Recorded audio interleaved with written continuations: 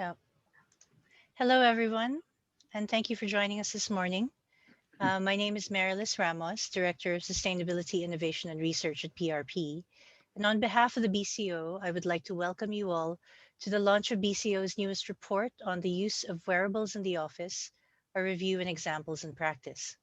Today's session will be a 60-minute panel discussion on wearables, health and well-being, biophilic design, post-occupancy research, and what this all means for the future of office design.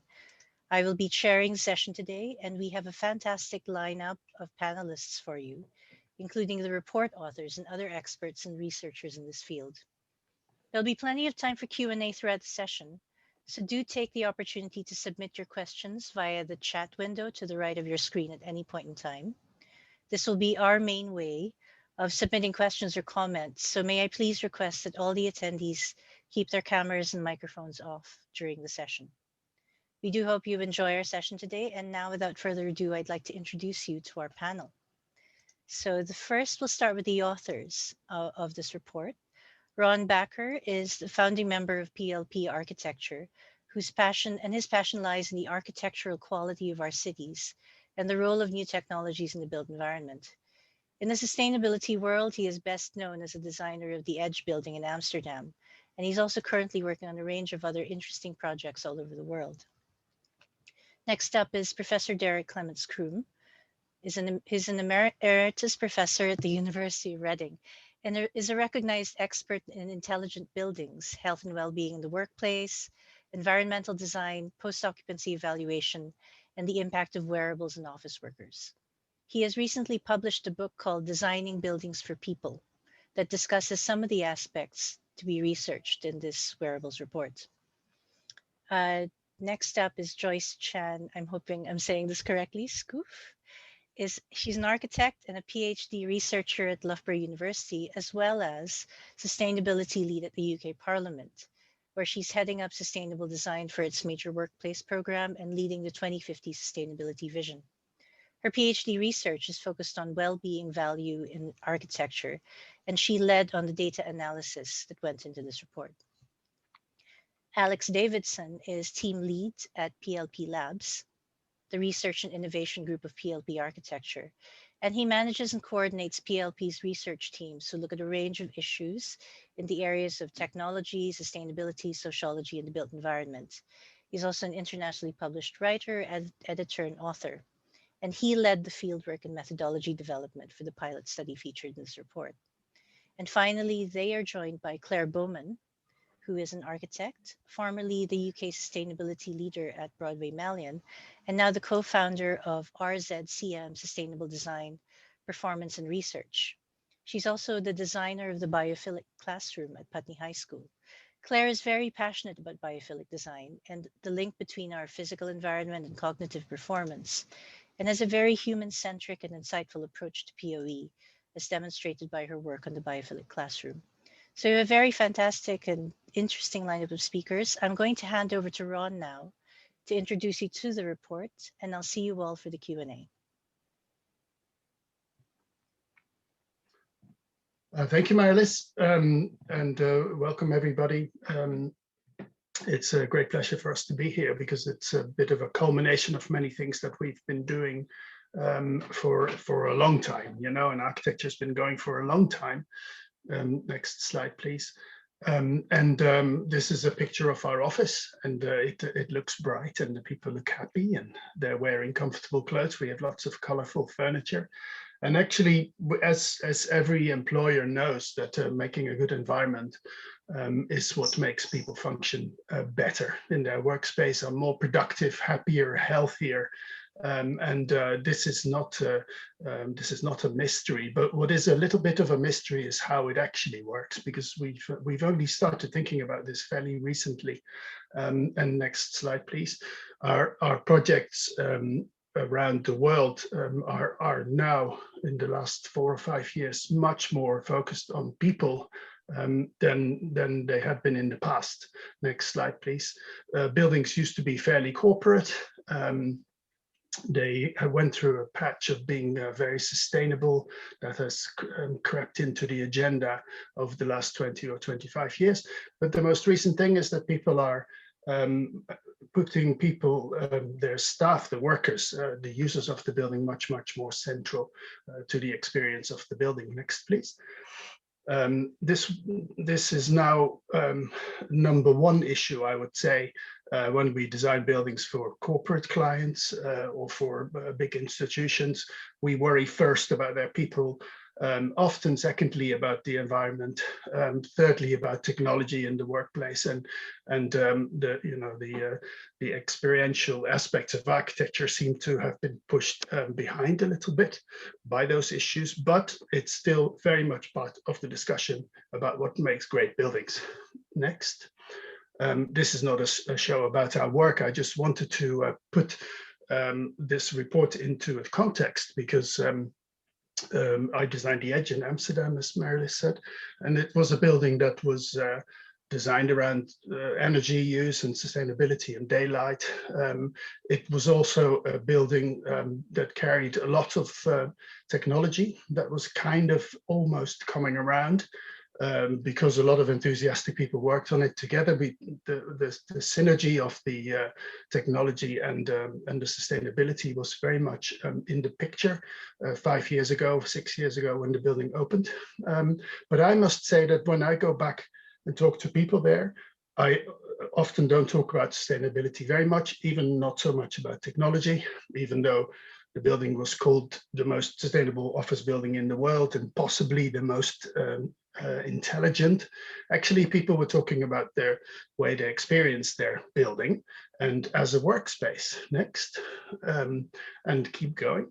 The big notion there was that in the past we designed buildings for people who were all considered pretty much the same, and it's only recently that we've started understanding that if you understand what makes people function best, ways of communication, physical environments, light, fresh air, actually you can provide places for them that they can function much better in. I'm happier at the end of the day, feel better about their life and their work situation. And this in the past has been anecdotal. Surveys have been done. We talk to people. It's a psychological issue that's difficult to fathom. But now with the availability of wearables and with the analyzing power that we are starting to understand of massive amounts of data, we can actually create a picture that's more intelligent about the senses we've had for a long time. And that's what this report is really about. Thank you.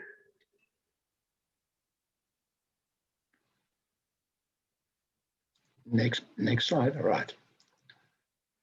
Good morning, everyone. And I'm so looking forward to one day visiting the Edge building that Ron has just shown us. And his point about people, for too long, we've just taken averages and we haven't looked at the individual differences between factors of health and responses to the environment. And this is a thing that, in fact, where wearables can help us to do. I'd like to start by looking at some aspects of connected health. This is a theme which is very strongly being followed in the Royal Society of Medicine. And if we just think of the mind and body for a moment, and the body and mind, of course, are interconnected. The blood circulates the oxygen to the organs of the body, and of course into the brain where we do our thinking and so on. The nervous system transmits signals and makes the link between the stimuli we receive and then our responses that actually take place by processing in the brain. And then we have the hormone system, and the hormones regulate our body processes, and that includes our emotional responses to the environment. So the pleasure hormones like endorphins and oxytocin and so on, all of this, these things can be measured. And soon it's likely that we'll go further and be able to understand in detail much more about the immune system, which of course is the defense against illness. And we're hearing a lot about that during COVID, of course. And it's fascinating when you follow the research being carried out in these areas that fluids like tears, sweat, saliva, we don't think about it very much, but those liquids contain so much information about our health. Next slide, please.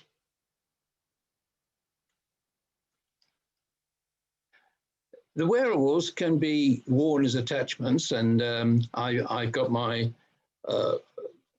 Fitbit on this morning here, like some else of you have too. They can be embedded in clothes too, and there's quite a electronic fashion industry alive. And in many of the universities that do fashion, like Middlesex University, for example, they always have some projects at MSc level or PhD level which are to do with embedding electronic devices in clothing. And then lastly, there's embedment in the body, and we'll to mention a little bit more about that. There's actually a company in Sweden that offers a piece-sized wearable to go into the hand. And anyway, we'll talk more about that later. Next slide.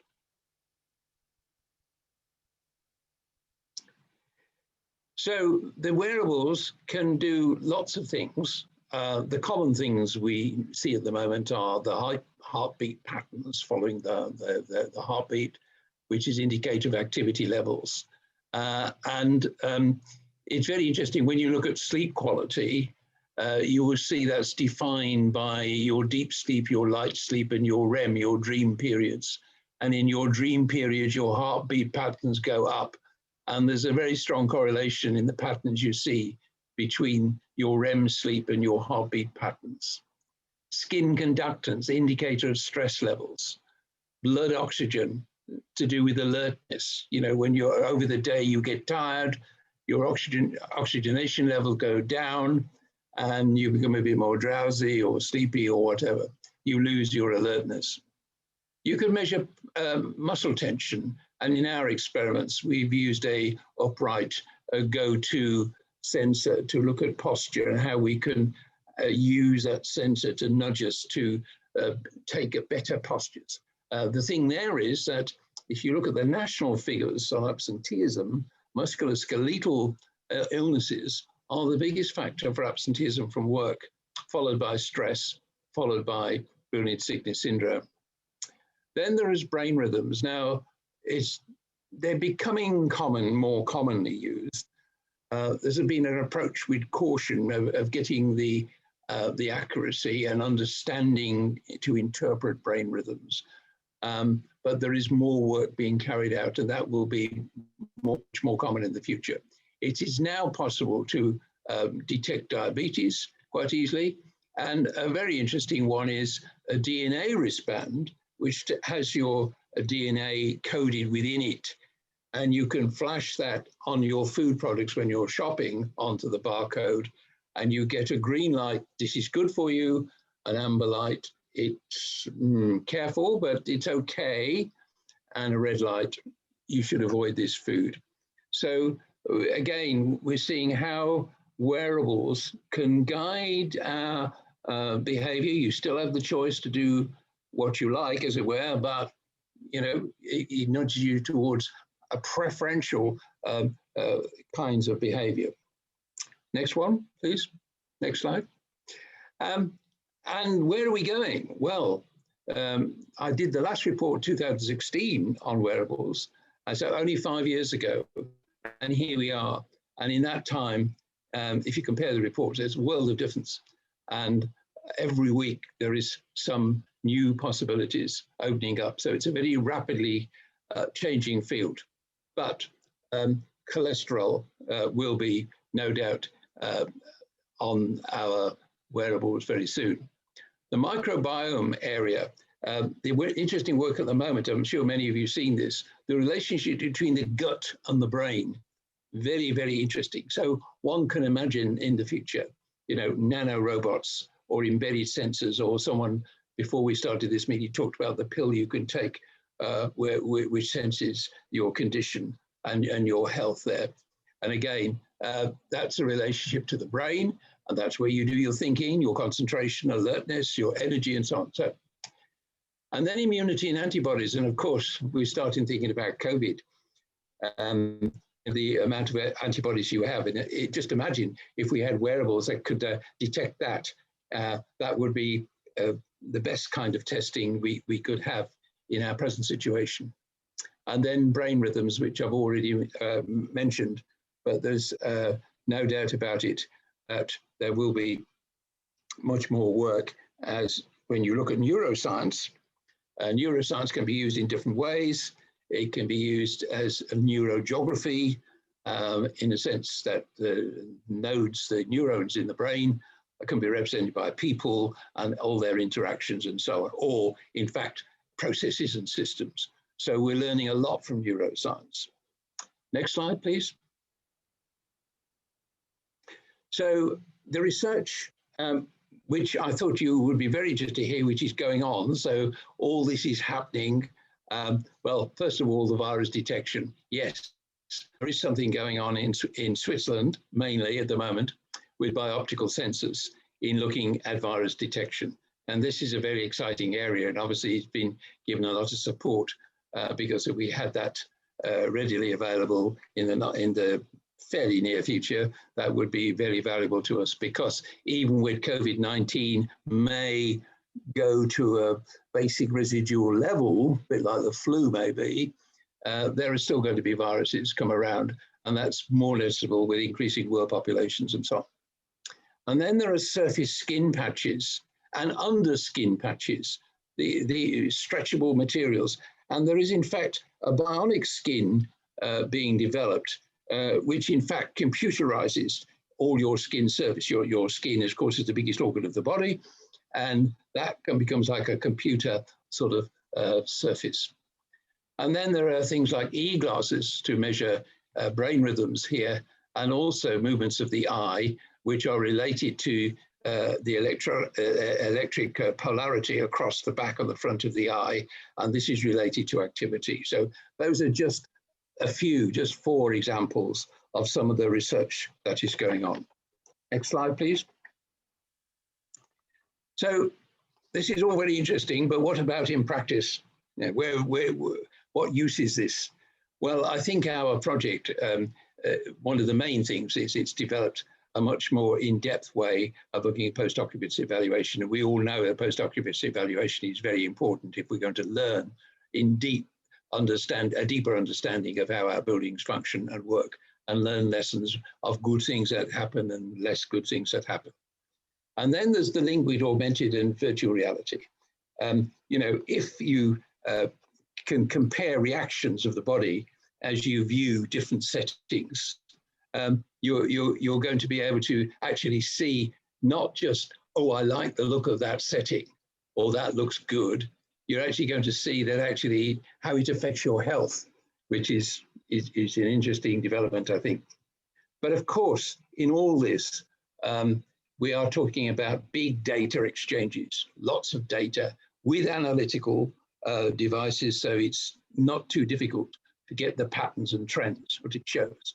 But there is the question of things like privacy and security, and I think the big aspect we have to think about there is we have to trust. There has to be transparency. There has to be trust between you with the systems. If you're employing them in a company, for example, between the management and the staff, understanding what are we doing, why are we doing it, what are we doing for, what's the value of this, and so on. And then I think the combination with robotics. Robotics, of course, can be on a big scale, like construction sites, and they can help with things like maintenance and give better safety for on-site workers. But they'll also work at the nano scale, so you can have nano robots in the body with their sensors as well. So next slide, please. So that's a brief introduction. Now, moving on to the pilot study, which Joyce is going to tell you much more about. But just 1 or 2 quick things. We use the Fitbit Inspire 2, and we use the Upright Go 2. And the pictures of those in the next 2 slides, please. There's the Fitbit Inspire 2, and the next one, there's the attachment going on to the back of the person there, you can see it's a very small device onto the back, and it has a vibration mode which tells you calibrate it, of course, for the best posture, and then any deviations from that are picked up by the sensor and gives you a little nudge, a little vibration. And lastly, in this study, the next slide will show you, this is the Flourish wheel. This is something, and thanks to the lovely illustration by Marilis, I devised over the last few years of thinking about going beyond comfort. And here you see the environmental factors there and their impact on people's feelings here and on the economics. And of course, you see a copy of that in the BCO Guide to Specification 2019 in section 4. I'm now going to pass you over to Joyce to talk about the pilot study. Thank you, Derek. So I must admit that I've learned a lot about myself. My posture is really bad through the whole POE study, and I have improved. Okay, so yeah, so this pilot study really helped us as workplace designer to explore how to apply a sensor and value-based approach to POE by using the Flourish framework. We aim to understand first the multisensory outcomes. Secondly is the quantifiable health and well-being outcomes, and also translating these outcomes into economic benefits. So at the end of the day, it's really for architects and workplace designers to explain to our clients, you know, the value of design. Next page, please. So we conduct this study over the lockdown. So we have extended the scenarios beyond workplace. So first in the left-hand side is more kind of office-based, looking at open plan, representing PLP's majority works experience, a cubicle scenario. So it represents a more controlled baseline non-biophilic, which is on the left, top left corner. And then we also have introduced two new biophilic setting. On the right-hand side, home base, one is slightly messier. And then the one in the bottom right is another biophilic home base scenario. So it's really for us to try to understand the mixture of different design strategies and test how, you know, wearables and other mixture of POE methodology can realize the differences. So the next one, please. I'm just going to explain a little bit more on Derek's framework, because we have applied the methodology and it really, the framework is really designed to understand both wellness and well-being. So the top two quarters look at design input, if you like, and then the bottom quarters look at the impact, which is the outcome. It's a very, very practical and clear way for us to understand design intention to kind of the actual performance on both building and people performance. And then you can see in the middle the concept diagram that looks at the different methodologies. So the top left corner looks at subjective parameters. It can be about design, it can be about color and layout. Sometimes you can't quantify design as such, but you can use professional narrative to look at that. The top right is the objective parameters. So it's something that we can measure indoor environmental quality, for example, like air, acoustic performance. The bottom two quarters looks at mixed methodology. So the left one is about perception. So how does design influence on people's emotions, health, posture, all different kind of well-being. And then the purple bit is really the benefit realization. So we can look at, you know, HR data on productivity. In this particular scenario, we have used the social value methodology to monetize the value of different design strategies. And then the last concept diagram is really to show practically. You can set the scales in many different ways, but we try to just look at, you know, green represent is relatively good, yellow adequate, and yellow as a poor condition overall. So next, please. Yeah, so as Derek has mentioned, so POE is a learning loop. So the first task we have done is to identify which part of the PLP studio we're going to look at. So we pick all those different scenarios, identify the cases, and then we start to measure it. It was supposed to be a much more extensive POE research, but because of the lockdown, we limit the time to roughly a week. So we measured 24/7 of our occupants with both building IEQ sensors and body wearable sensors. And then the third bit is really important. The first step is about engaging both the end users to understand subjectively how they think about it, talk through, the different experiences, but also going back to talk to PLP, how does those value means, for the architects. And obviously those data help us to become intelligence information, then we can start to improve workspaces with evidence. So next, please. In terms of the outcome, I promise that I really didn't, make up the outcome. And it's really, really interesting to show that both biophilic scenario, open plan, and workspaces provide, a good quality in terms of well-being on both emotions and physical well-being through the sensors. So it does, deliver a lot. So this graph here is really to show the emotion tracking objectively, and then we take out some of the subjective comments. We were quite surprised about the result that it aligns. We predicted that the biophilic scenario would be the best option next. And then what it shows is that it does really, in terms of value, it showed that it has, the bottom line here, it showed that the green value is basically from asking, using a methodology, asking about their well-being in the morning and in the afternoon, and also the life satisfactions in the end of the week. And then we try to quantify those perceived well-being.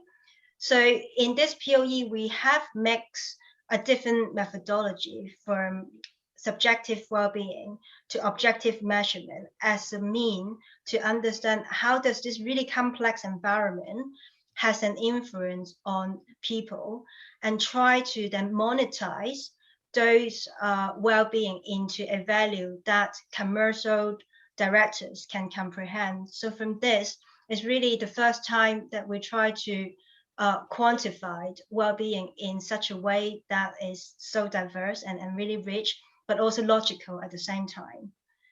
So next, please. Yeah, so I guess at the end, my last point is I see that the opportunity is to really being able to show good design, passive design, biophilic design is not a luxury anymore. So using a combination of people, building, and organizational factor, we are able to communicate the value of design through hard evidence.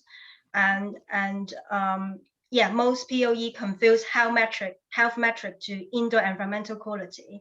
And what we find is that using wearable technology, we can actually measure the direct impact from people, really measuring what Derek described, the moment of flourish, instead of just guessing, what does the ambient environment is affecting our body. And the well-being valuation really elevate the whole argument and try to look at the different outcomes of design strategies. Thank you. Next, please. So I'm going to hand over to Alex. Hi there. Thank you, Joyce. So I'm going to go into a bit more detail about what this actually means for us as an industry and what opportunities there'll be for us in the near future. Essentially, what the pilot study enabled us to do was construct a methodology and evaluate the equipment needed for people to conduct occupant health and wellbeing assessments themselves. It's a first step in a new way of approaching POE and health in the office, and this has huge amounts of potential to transform design, technology, and the office experience. So in the report, we summarize these developments and opportunities that we see occurring in the wearable sphere. And we do this in terms of the user, the designer, employers, and then the technology itself. So I'm going to touch on a few key ones here. So when it comes to the user, we're going to see them having greater awareness of their own health and well-being and how their environments and tasks impact this. This will give them greater control over how they decide to work, whether it's in the office or at home, where you could argue that they'll have even more autonomy themselves. In terms of the design and the designer, wearables are going to strongly support the shift to more flexible and less prescriptive spaces. This is going to allow users greater control over them or allow the spaces to automatically respond to the occupant's needs as well. There have been plenty of past arguments for greater flexibility, but a demand for healthier places from tenants and occupiers may just be the thing that pushes this to happen on a wider scale. In terms of the employers, we're going to see health growing as a central component to daily office life, as well as being a key part of attracting talent to the company. And we're already seeing this, but this is going to be it's going to force an even faster acceleration of it. Employers are going to need to prove that they can provide healthy workspaces, and wearables can allow both employers to prove this, but also allow employees to hold them to their word. Then last but not least, we have the opportunities in the technology itself to look forward to. Today, companies are working in competition to develop their own tools. For the study, we had to evaluate numerous devices and pick a selection that we thought would be best and most appropriate for the work that we wanted to conduct. As the practice of using wearables to monitor occupant health and well-being grows, as will developments, not only in more purpose-built devices and user experience interfaces, but also in complete packages with your posture scanners, your fitness bands, your environmental sensors, and whatever else coming in one kit with a combined interface. And this is going to allow non-experts to run assessments with minimal outside assistance. And this would cut costs, improve accessibility, and ultimately help get more of these done and create more healthy workplaces.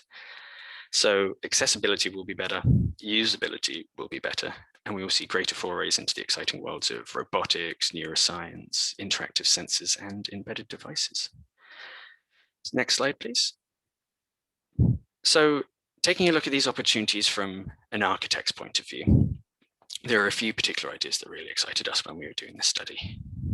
The first is that a study like this and the methodology that we prescribed in it gives architects new tools to convey to our clients just how important building design is to the health and well-being of its occupants. Whilst we have some great standards like Well Building Standard, this methodology enables us to get an insight into the performance of the human. It helps us to capture data that has previously been really hard to quantify. It also gives individuals the power to have greater control over their health and habits. Once they know how their body responds to certain situations, they can change their environments and habits in response, or demand that their employers do so. And then finally, it also provides a new set of metrics for building owners to guarantee performance to their tenants, and for tenants to hold their landlords or employers accountable for the quality of space that they're providing. So there are many more benefits and opportunities. We have laid these out in the report, and I would encourage you to grab a copy and see for yourself what lies ahead for us. It's all very exciting. So now I will pass you back to Mary-Lise, and thank you. Thank you, everyone. That was really fascinating and interesting. Do we have any questions from our attendees? So please feel free to pop these questions in. Okay, we have one from Nigel Miller. From my experience to date, there is some resistance to wearables as Big Brother, but there are clearly benefits for all to be gained. How do we overcome this? This is very similar to a question I was planning to ask Alex, actually. So would you like to start answering that, Alex? Absolutely, and thank you for the question. It is an incredibly important issue, and I think this definitely needs to be at the forefront of all our thinking when we're looking at wearables and sharing data that is really very personal. So I think there's a couple ways of approaching it. The first one is when you're looking at doing this kind of study like we did with the pilot study, which is focusing on the POE aspect of things. So trying to figure out how the office-wide environment is behaving using data collected from individuals. So in this kind of situation, the data can be anonymized, and that's what we did for the study. There was only one person in the research team that had access to the names, and this could, with greater practice, also be greater anonymized and more secure. In this case, the employee doesn't need to know the individual's data. It's the collective data, really, which also needs to be really carefully monitored, and you need good privacy systems for that. But yeah, for something like POE, you're not going to likely have access to an individual's data and know who that is. But then you also have the other aspect of these wearables are fantastic for the individual knowing how their spaces impact them. And in this case, it's just the individual that needs to know their own data. So while we keep up great data protections on that, the employer in that circumstance doesn't necessarily need to know the individual's data. Yeah. Thanks, Alex. Derek, would you like to add something to that? Yes, Alex has said it all really, but I'd just like to add 2 points. One is that it's really essential that you develop transparency and trust about the use of wearables, so no one finds out, oh, they've got these things going on and we didn't know anything about it. You know, it needs to be an open discussion about how we're going to use the wearables and how the data is going to be protected in the way that Alex has just been suggesting. So trust and transparency, the 2 T's are essential.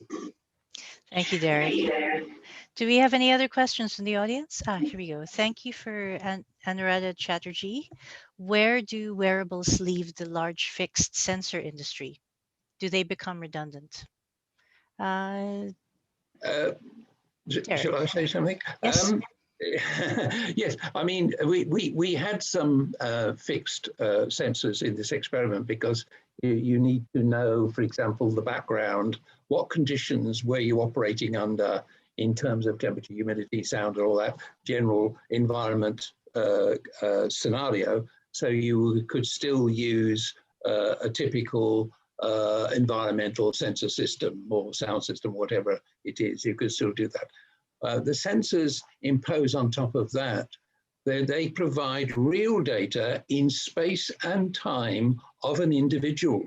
So it goes far beyond sort of looking up in a code, as Alex referred to, or a handbook about comfort or something like that, which is information at a distance, historic stuff, which is okay, useful, but this is giving us real data. So you've got the background, which you can use your steady sensor, shall we say, your traditional sensors. And on top of that, you've then got these sensors acting with the human body to understand the human body. Thank you, Derek.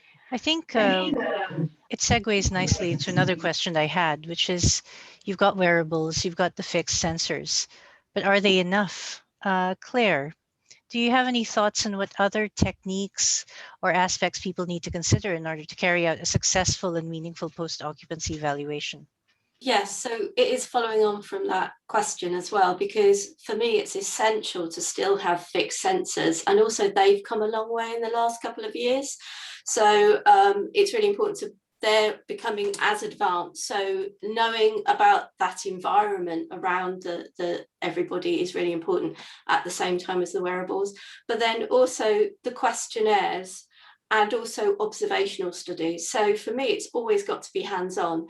If you're going to do this study, it's like Ron said at the beginning, you need to go back to the building. You need to be in the building, because often it's the balance of you sitting in the space, understanding the space, reading the data in the space, that you also add a layer to the research you're doing. So it can't just be your one source. It has to be done as a collective POA. I myself do use the Flourish model, and for the last 3 years, and it's the combination that have given us the results at Putney High School of the mix of elements of POA and bringing it together as one report. Great, thanks, Claire. Ron, I have a question about, we have wearables, we have these fixed sensors, you have those observational studies that Claire mentioned. We have all of this data that we can gather from people, how people behave. We have all of this data we can gather from buildings. How do you think this should influence how we design workplaces of the future? How can we use all of this?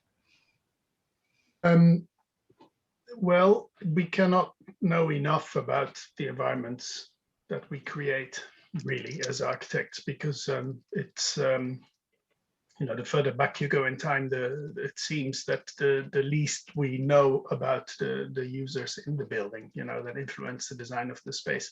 We've been working for 50 years in spaces that were really not meant for people talking to each other and communicating. They were basically sort of operated machines, you know, by people, and we forgot about those people because the typewriters and the calculators were the most productive elements in the room in a large part of our history in office space. But of course, the future is very different because a lot of these processes have already been automated, you know, and this will keep going, and there'll be very few of these repetitive machine tasks that will happen in office space, and people are going to be appreciated much more for their human qualities, for their empathy and for their creativity and for their collaboration, and frankly for making mistakes and learning from them, you know.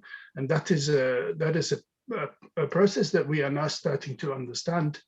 We need very different spaces for, and on the one hand. On the other hand, if there is an appreciation of employers that the types of spaces that they can offer their staff could be rotated, you know, people could figure out a best space for doing a certain task, which is a totally new concept. Normally you sit down at 9 o'clock and you leave your desk at 6 o'clock in the afternoon.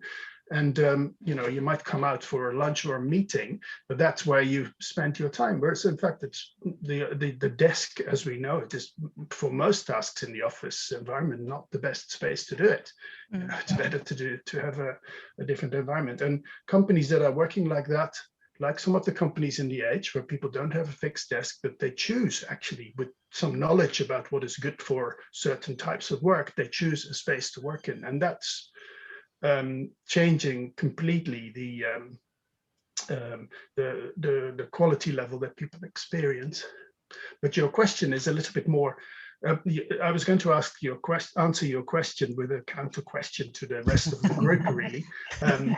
And I think in one of the Q&A questions, there was also, you know, to what extent is this personal? Yeah. And it strikes me very much that a lot of the set of physical senses that we experience can be pretty easily overruled by psychological issues. You know, in the past, a boss would be yelling at you and you'd work harder or something. I don't know. That never really worked with me, but I suggest it doesn't work very much with most people. But there are, you know, if there's an excitement about the work you're doing, if it's appreciated, if you perhaps have to work 3 or 4 days a week rather than every day, long days, those might increase your happiness to do the work. And I think that might override quite a lot of the aspects that we're trying to measure here. But this is a question, I don't know this. Derek had something to say about that. Like, just for everyone, the question from Cyan Kelly reads, to what extent is the emotional response to design aspects personal? And is there a danger of responding to a data average that isn't necessarily optimal? Derek? Well, yes, I gave a written response very briefly to that point, that the work we're doing is in fact moving away from averaging. Averaging is not a good way of understanding data in detail. It's an overall picture, gives you can compare an average statistic with one country and another and so on. But in this matter of health and well-being, we have to come down to an individual level. And this is what the wearables permit you to do. You're taking the information of a human person at a particular time in a particular space, and therefore it's come down to an individual level. You can understand the individual things. The individuality comes from the looking at the detail of the variation between people. I mean, if you block that out by taking averages, you then come to these average things you get in the guides and handbooks and so on. So we're going a step further than that. But the other point I wanted to make, going on from what Ron was saying, is the psychological meaning, psychological things. When we started this work years ago on wearables and so on, there was still this thought, well, it's about the physical being, but it's not just the physical being. This is why I wanted to make the point, the mind and the body are one thing, they're a unity, they act together. So here we have a chance now when we see the information you get, for example, from sweat and tears and so on. These are indicators of stress levels in certain ways. And I mentioned the hormone system with the pleasure variables because we can measure endorphins and those kind of things, which lead on to things like happiness and mood. So we can actually look at psychological aspects. So if we go back to Maslow's hierarchy of needs, which starts with the physical being, it goes to the social being, it then goes to the psychological being. We can now tap into all of those things and get some indication, some reliable indication of the state of being of you as individuals. It's an interesting future we're looking at if it's a situation we have to start going around collecting sweat from our employees. The next question is, well, Joyce, I'll ask this question and I'll start with you. With the working from home scenarios, did you plan these or did you collect data on what type of setting employees had available to them? What interventions do you suggest for an employee flat sharing, for example? So Joyce, if you want to add something to what Derek said, you can start with that and then answer this question afterwards. Thank you. Yeah, I wanted to first add on what Derek has suggested. And I think, yeah, it's right. What we find out is that Wearable is actually allowing to understand individuals a lot more. One of the methodology, which we haven't shown in this report yet, which is going to be the next step, is to use brainwave EEG data to measure emotion. And what it does is basically set up an individual baseline. So it will establish what is a neutral condition of that individual. And then when emotion comes, it's really based on what it means for that, particular individual. So that is really, I think there's no one size fits all, and using the overall big data will give a good assumption on how does that compare to the average, which is also important. But then that individualism can be realized with Wearable. So the second question is, Meryl, about the working from home. Do I understand correctly? The question is about what kind of setting we have introduced in a. But did you plan to do it? Oh, or did you collect data on what type of setting employees had available for them? not really. For myself, I was not convinced in the beginning, but I think it's really valuable for us to have done it because we know that now we're not really going back to where we were. There will be always a flexible time, and this study really show us both working from home and office space scenario can provide a similar well-being benefit depending on how you set it up. So the two biophilic option is very, very similar in terms of emotion. And one really interesting things we find out in terms of ergonomic in the office space seems to be a lot better, is either because of the workplace setting, but also because of the social environment. You tend to move around, you talk to your colleagues, whereas at home, you're very focused on the screen. You don't move, you just, have a very one-dimensional work setting, which contributes to a slightly worse, kind of posture outcome. Yeah, that's so true. I did notice in the report that one of the two working from home scenarios you had performed very differently. One of them had very favorable responses, the other one didn't. And the difference was biophilia, wasn't it? Yeah, really interesting as well with the indoor environmental quality. They are very similar in the office space. What varies is the mental well-being. So that suggests that it's because of the interior design has contributed to that, emotional uplift, if you like, rather than the indoor environmental quality, the background bit that Derek just mentioned. So you can start to tease out when you really look into the data, which I haven't actually present everything, that the question is so complex. There are lots of external factors that trigger emotion in various point in time. And having, background building sensors and wearable body sensors, you can start to map out what actually happened if you got the time. So it really depending on how in depth. And I also agree, echo on what Claire was just suggesting, talking to people, getting a group to really understand qualitatively how they feel about the space, what is, engaging co-designing an office setting will be a really beneficial steps as well. Leads us nicely into our next question. We mentioned biophilia earlier. Victoria Kennedy is asking, when you're talking about the biophilic option or setting, what are you classing as biophilic? Plants / outside views? I think, Claire, would you like to take this one? Describe what a biophilic option or setting would be. So there's a number. So there's two different that we're looking at. So if we're talking about biophilic nature in space, we're actually talking about plants.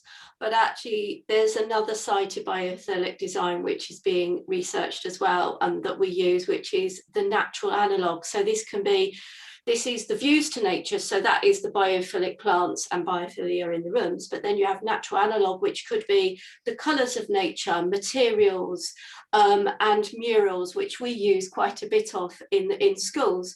And our study showed the difference in those two different biophilic environments that I'm talking about, that where we used colour and murals of woodland settings, we saw an emotional response in those rooms. But what we found, which might help Joyce, is that where we use plants, we saw a cognitive response. And what I mean by that is about the students were bouncing back faster. So they were in a room, the plants were they were improving the air quality, but they were also improving the humidity.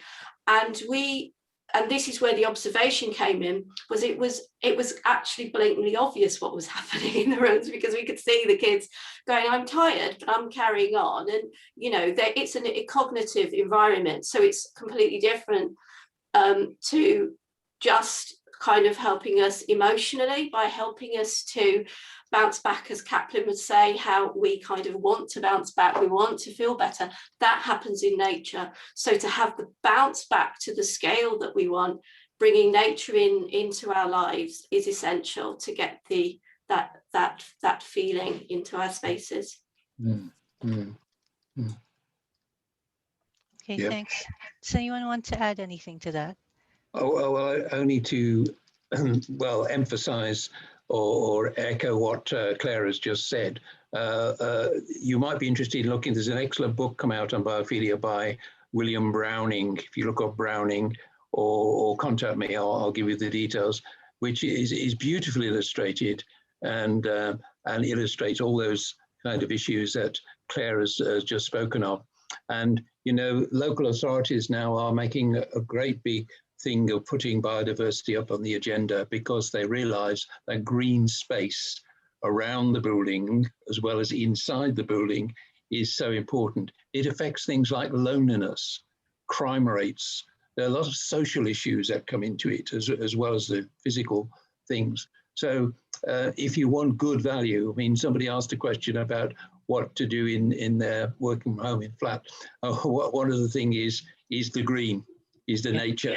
We identify it's so basic. The other thing I would like to just add on to that is it does depend very much on daylighting in your space, your home, and people's reaction to airy light, natural light lit spaces is also part of the story as well. So it's very interesting. All right, thank you for that, Derek. So it's now 11:55. I'd like to invite the panel to do one last sort of final statement before we end the session, starting with Ron. Thanks. I think we haven't mentioned communication much, but I would suggest that a big part of what we can gain is for more people to have an understanding. It would be not so good, I think, if we would put this into the world as something from the outside that we can help people with. I think people tend to be feeling much better about their environment if they are part of it and they understand what's happening to them and what's being done to them.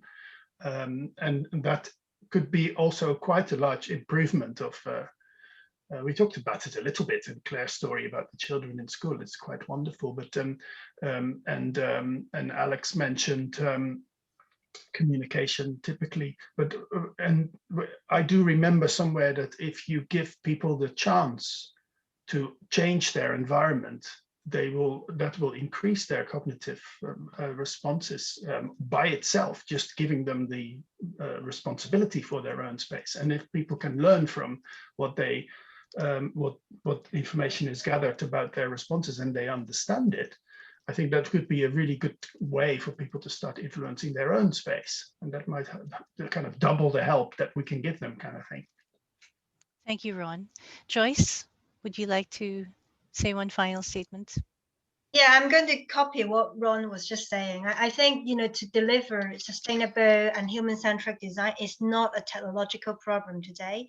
It is really about the way how we communicate successful design value to our clients and to end user, and having a framework in place for us as a design industry to develop common metrics. There's no one size fits all, but then it's really about building a knowledge base platform for us to celebrate a good design. Thank you, Joyce. Claire, you're on mute.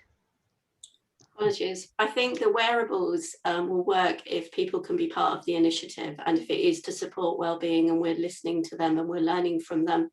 And then it's the subtle changes, like this week, I literally picked up a desk and turned it for a teacher, and the environment changes. So it's by having the dialogue with the wearables, then you can start to make the changes. Thank you, Claire. Alex? Yep, so just finishing on a note of optimism, I guess, that I think this is going to be something that is going to be increasingly accessible to everyone. As Derek was saying, since he did the last report, these technologies have increased so much. And as we see them become more accessible, different price ranges of wearables, better user interfaces, more and more people are going to be able to get involved in something like this.